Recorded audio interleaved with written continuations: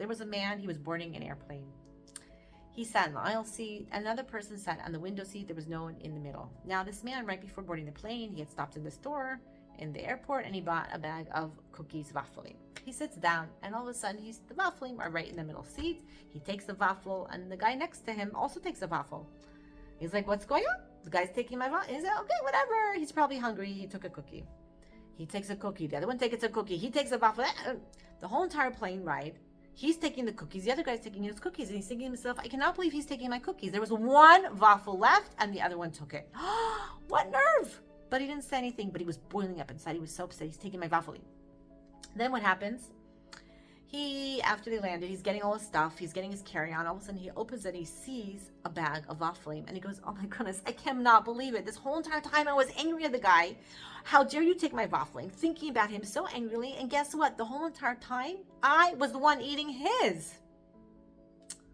Can you imagine? We go through life getting so upset because that person got the job, because that person's dating, because why it's so unfair, and this is happening, that's happening, and like, why isn't this happening? Why am I not getting this? And I want something and I'm not getting it, and we're not eating our own waffle. And this is why we're so upset. Which reminds me of this week's Parshat Bo.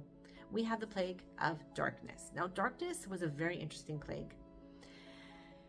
Darkness taught us so many lessons. And in fact, David HaMelech in Tehillim, Kuf Hey, in Psalm 105, he brings actually the plague of darkness before all the other plagues when he lists them. Even though it's the 9th plague, he brings it in before even the first plague of Dam, before blood. Why? There's so many messages in the plague of darkness, more than maybe the other ones can teach us. And one of them is what? When a person is stuck and they feel darkness, they feel angry, they feel upset, number one, maybe this is because you're trying to eat somebody else's waffle. Because you know what it says among the house of Am Yisrael in Israel's homes, it says, and their dwelling places, mind you, it doesn't say where they were walking, where they're going, where they're working. It says in their dwelling places, there was light. Now, what's a dwelling place? You are a dwelling place. Your body is a dwelling place. For what? For your neshama, for your soul.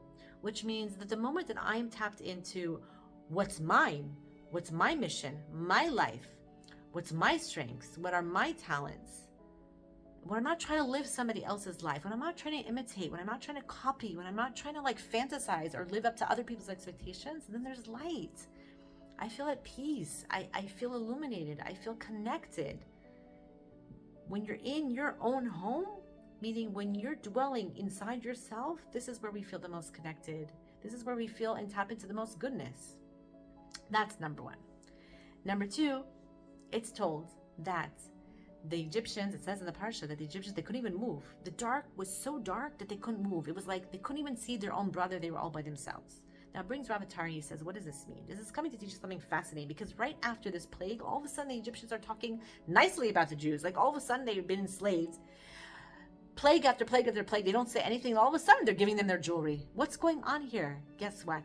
The plague of darkness, it was the first time the Egyptians were stuck and they had to think. Yes. Some people would call this hitbodedut, that you're by yourself, you're thinking, you're contemplating. Other people would call this cheshbon nefesh, that you're taking an accounting for your soul. And in this week's parsha, we call it choshech, which is darkness. Meaning what? Meaning, if you're feeling stuck, if things are happening over and over again, if you don't understand something, you need to stop and you need to think about it. You will see it in a different way. You need to have the time, though, the space, maybe 3 minutes a day, maybe it can be 5 minutes a day. I'm not talking about a lot of time. Just think and do a cheshbon, a nefesh, an accounting of your soul, thinking about what's going on, why is it going on? Because guess what? Again, in the houses of Am Yisrael, there was light. Now, why was there light there? Why? They didn't need accounting for the soul. They didn't need to think about it. Well, you know what? Actually, they had that because they'd already gone through the process of thinking about things.